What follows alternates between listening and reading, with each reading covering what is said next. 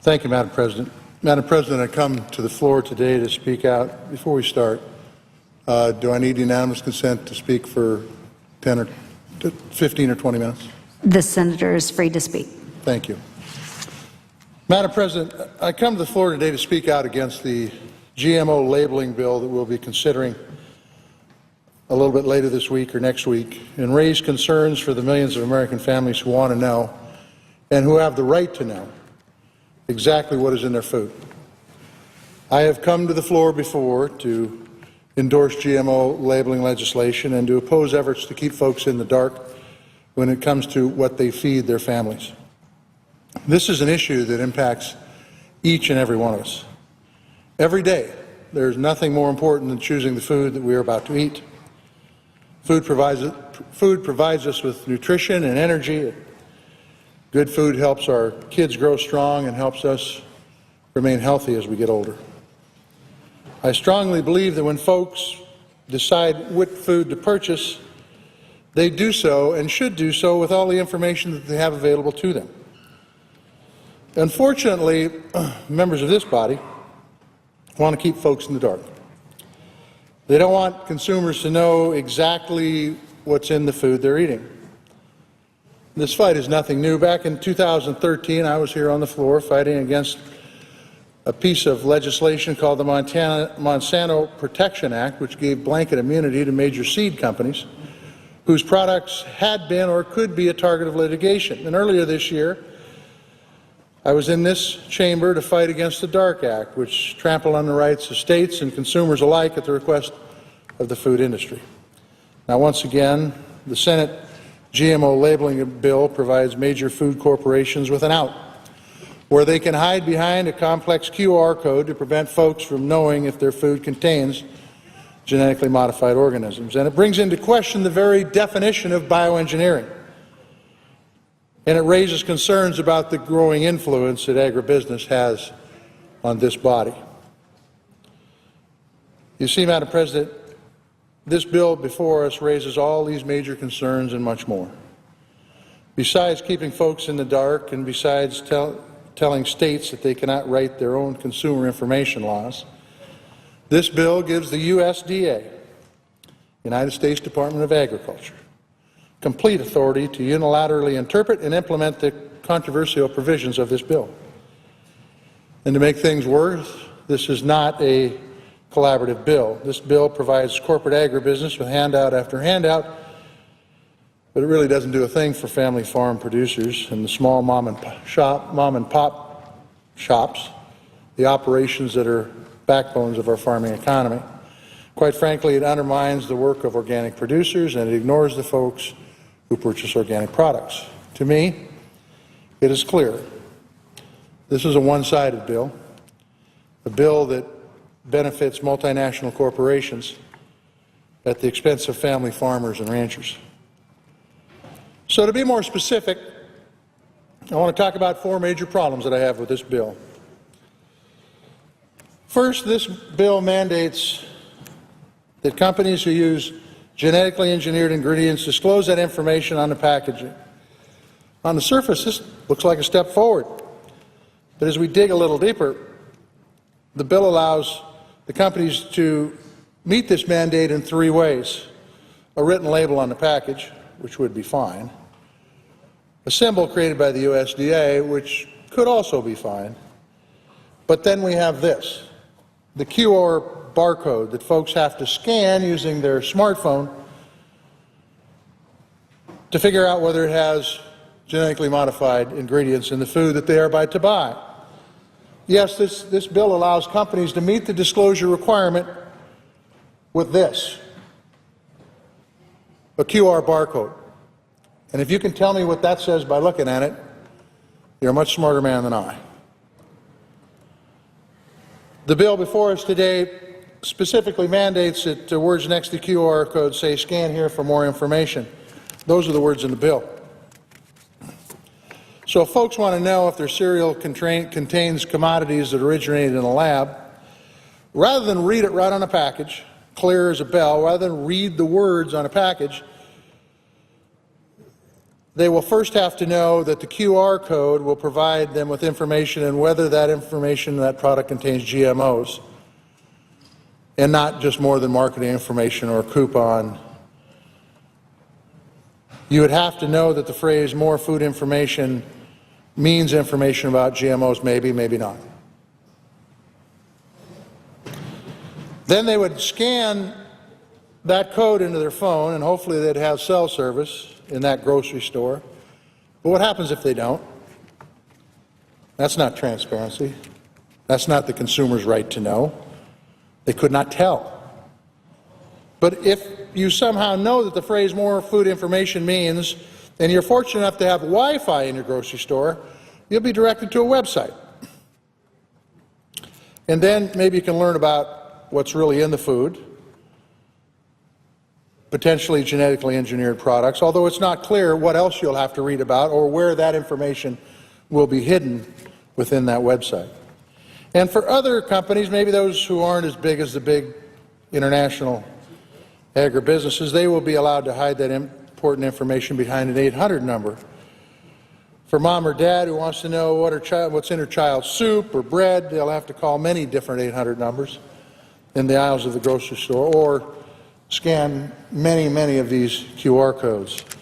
Anybody who's ever gone to a grocery store with a small child in tow knows that's not going to happen. It's probably not even going to happen if you don't have a small child in tow, quite frankly. Between these ridiculous QR codes and the 1-800 numbers, mom or dad could easily end up standing in a grocery store for hours, scanning each individual product with a smartphone or dialing an international call center just to find out basic information about what they're going to eat. This is completely ridiculous, a nightmare for consumers, an illusion of transparency. What if companies were allowed to use QR codes instead of basic nutritional information?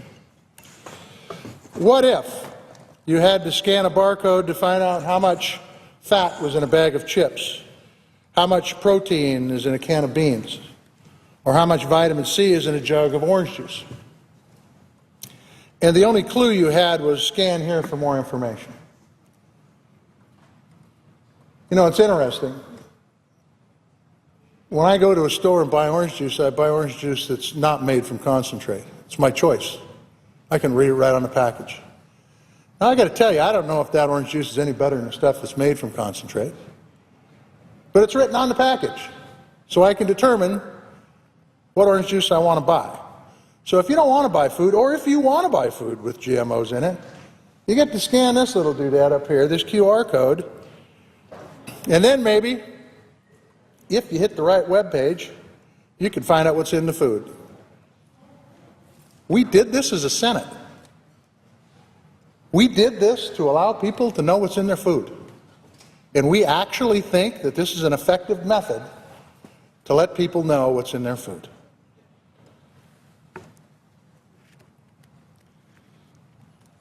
How would folks in Congress react if lobbyists and dark money campaigns began pushing to get all nutrition label off our foods?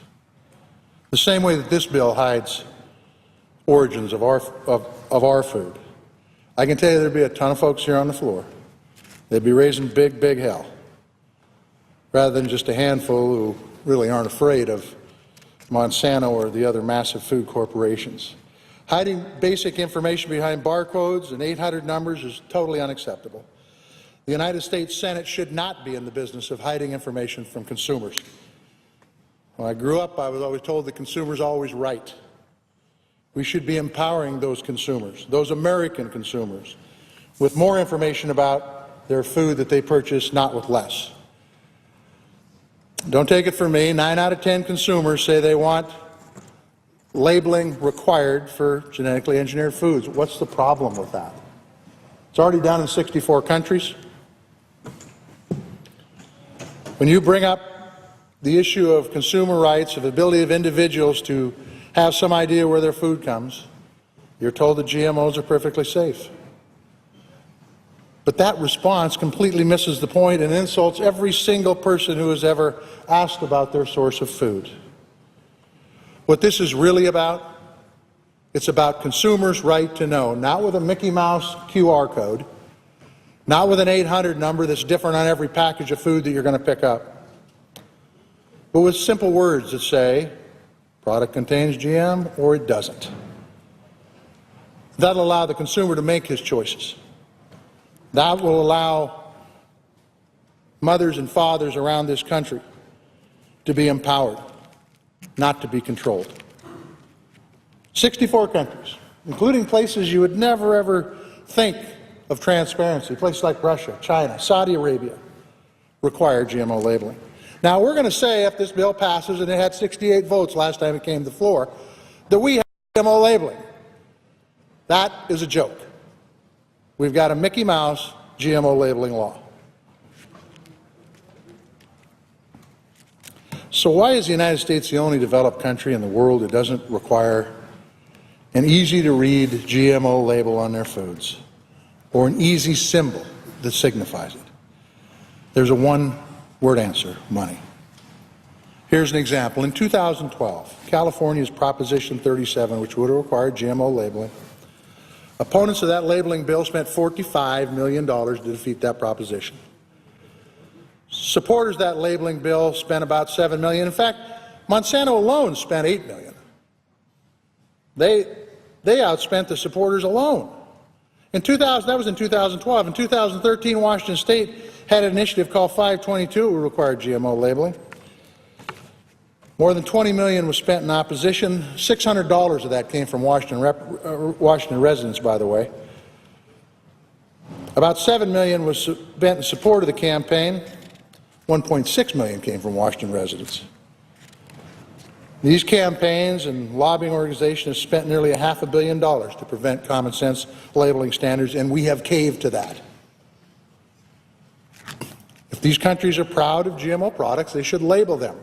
Make it a marketing tool. Instead, they're spending hundreds of millions of dollars to defeat common sense measures that 90% of the public of this country supports, because they're afraid that the word GMO would hurt their billion-dollar profits. I'm not asking for a skull and crossbones on the package. This isn't about safety or health of these products. It's about transparency. It's about the public's right to know. It's about putting families ahead of corporations. It's about valuing consumers' right to know over lobbyists and their slick suits and their influence here. They're denying consumers an easy-to-read national GMO label standard. Why? They're denying folks the transparency they need to make the best decisions for their family. It makes no sense to me. The second issue that I have with this bill is the way it changes the definition of GMOs in a way that will not be good for consumers. To me, it is pretty simple. If a crop was found and developed in nature, then God had his hand in making that. Products that have been genetically modified or engineered in a lab, well, those products are made by man. They're genetically engineered. But in this bill, the definition of GMO is very different. And this definition is very dangerous, and it will be a major mistake if it becomes a new national standard. As the bill currently reads, the term bioengineering requires food to contain genetic material that has been non-modified by our DNA techniques, and for which the modification could not otherwise happen through conventional breeding or found in nature. It sounds harmless enough, but there's some huge problems with this definition. First, our DNA techniques are not the only way we modify plants or animals. Scientists can use cell fusion, macroinjection, gene deletion, gene editing, and that's just been what's been invented today. Tomorrow there will be other things that they can do to manipulate the genes. The next problem is that the definition requires the food products to contain genetic material that has been modified by our DNA. That's it. Now, there are a handful of products that are so refined that the final product would not be listed as GMO even when the original plant is GMO. Soybean oil, high fructose corn syrup, give you an example. So not to get in the weeds too far, but organics are certified a process. They certify the process that a plant goes through. And if you don't have water-soluble fertilizers, and if you don't spray it with herbicides, and you have a soil building program and a good crop rotation and all those kind of things, you can get it certified as organic. That would mean that, the way I read this, and I'm not a lawyer, but I'll bet you we'll find out in the courts, because we've got a lot of lawyers with smiles on their face if we get this passed. That would mean that you could take a GMO corn, for example, raise it under organic standards, because the oil does not show that it's modified rDNA, could be organic. That means that Roundup Ready, soybeans, corn, could ultimately be excluded from labeling of the GMO QR code. Folks will be purchasing products they think are GMO-free when nothing's further from the truth. And I'm not talking about obscure products. I'm talking about very common ingredients. This is a huge loophole, and one that was created on purpose. And why? Because I will tell you, if you control the food supply, you control the people. In this country right now, we have very limited competition in the marketplace. When you go sell your grain or your cattle, it doesn't matter. There's not much competition out there, because there's just a few major multinational agribusiness companies that are your market. So that's controlled. You go buy inputs for your crop, fertilizer, sprays, just a few companies, no competition in that. Well, they haven't had control of the seed until recently, and now they're getting control of it in a big, big way. Farmer's always had control of his own seed, always been able to keep his own seed and use it the next year. Not anymore. And this bill will promote that going into the future. And we ask why people are leaving rural America. We ask why towns are drying up. We ask why farms are going away. All we do is look at this body, and you'll answer those questions. The GMO labeling bill, this GMO labeling bill, will exclude some of the most prevalent GMO products in our marketplace. You think that was done by accident? I think not. The second part of the definition refers to modifications that can be found in nature. It's extremely vague, also threatens transparency, but you know what? There are some natural gene modifications that happen in bacteria, not plants, not animals, in bacteria. Under this definition, that provides another unnecessary loophole that will impact consumers, because it says it's okay if it's found in nature.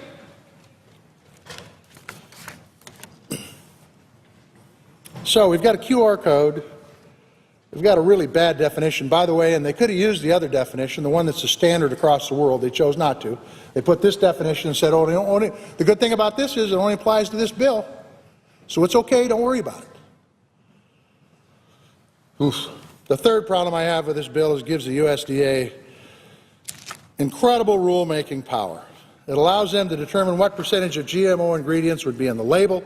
It gives the department the power to establish a national standard with that information. If that isn't enough, the USDA then will design all forms of food disclosure, whether it's text, whether it's symbol, or an electronic digital link.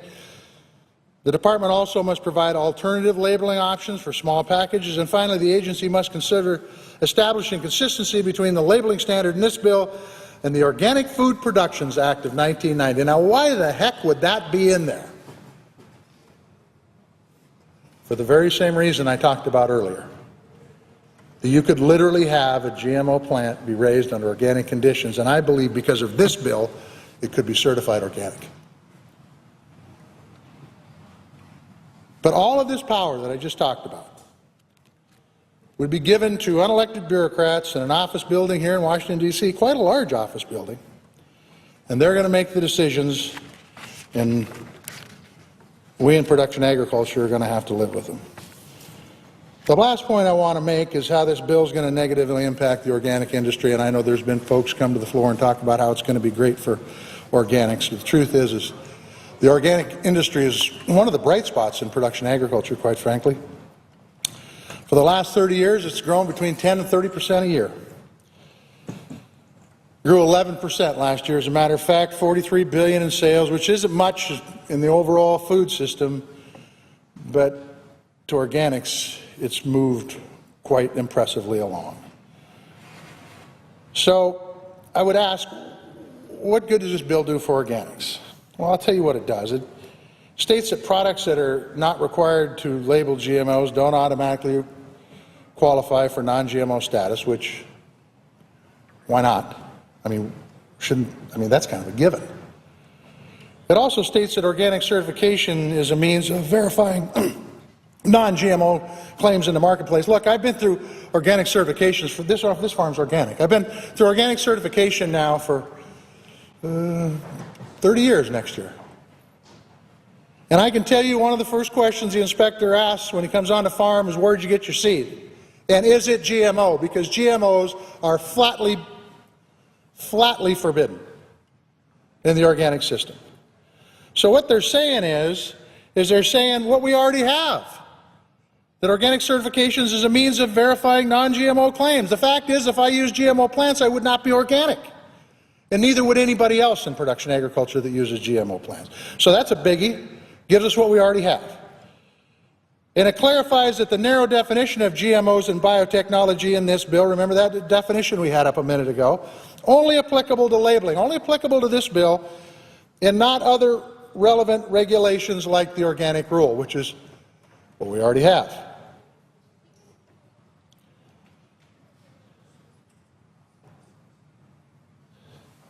This bill falls drastically short. And I know there are trade organizations like the Organic Trade Association, and I know there are big companies out there that have said that this is perfect. Go ahead and move forward. I'm telling you, they haven't read the bill.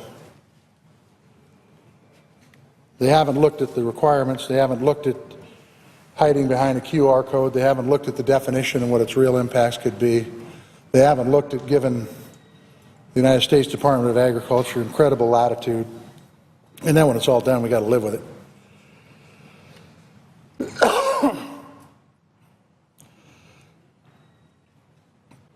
In the end, the result would be that this country will have a different production system, I believe. I hope this has positive impacts on production agriculture. As I look at legislation that we pass around here, I ask myself, is this going to help revitalize rural America, or is this going to continue the relocation of people in small town America going away? I've said many, many times on this floor, this is a great country. One of the reasons it's great is because we've had a great public education system, and we've had family farm agriculture, and I believe if we lose either one of those, this country will change, and it will change for the worse. I think this piece of legislation is not a step in the right direction for family farm agriculture. Look, this is a picture of my farm. You know, my grandfather came to this area from the Red River Valley in 1910. When he came out, the place didn't look like this. It was grass. In fact, this really wasn't his homestead. He traded my great-uncle a team of horses for this place. There wasn't anything there. There used to be an old house that sat here. That was the homestead shack sat right there. It was a pretty nice old house. That's what he built first. And then after he patented in 1915, he built this barn in 1916. Now you got to remember, back then they had nails and hammers. That's it. Didn't have any pneumatics, didn't have any hydraulics. Him and his neighbors got together, they built that barn in 1916. Colder than old Billy out. But they had to have that barn, because that barn was where they had their animals. They farmed with horses then. Unfortunately, 2 years after he built it, a tornado came through, a cyclone, flattened it. He built it again, 1919. Rebuilt the doggone thing. Just got out there, didn't have nothing, a bunch of grass, and puts all this money, and that's a pretty good sized barn, by the way. Blew it down, he rebuilt it. And then in 1920 they had a drought and he had to move back to North Dakota because they were starving to death. My mom was born back in North Dakota that year, 1920. And then they moved back a couple of years later and survived the Dirty 30s. My folks took over in the early 40s. Dad built that butcher shop. That's where this happened. We put up the shop here, which is this equivalent to this. This is where we take care of our equipment now. This farm today is 1,800 acres. It was 1,200 acres for a good many years. We were able to add another 600 acres to it 20 years ago. This farm, it's about a third of the size of the average farm in eastern Montana, by the way, has supported 2 families for its entire life, with the exception of the first 20 years, and with the exception of when my mom passed in 2009, because my dad passed 5 years earlier. It's a great place. It's part of who I am. It's bills like this. Not the Dirty Thirties, not the Great Depression, not the attack on Pearl Harbor, not the mass exodus in the 1980s. Bills like this that will remove my family from this farm after over 100 years. So when we take up pieces of legislation like this, and they're not good pieces of legislation, and we go, okay, this is a great country. It is a great country. We just celebrated our 240th anniversary. And we take up pieces of legislation and say, well, it'll be all right. Things will get better. Guess what? Things don't get better. And things aren't getting better in rural America. And the reason is because we're getting swallowed up by agribusiness. We don't make a move anymore without agribusiness. And let me give you an example. Take your product to the marketplace. You got a couple people that'll bid on it. Go buy your inputs. You got a couple people you can buy them from.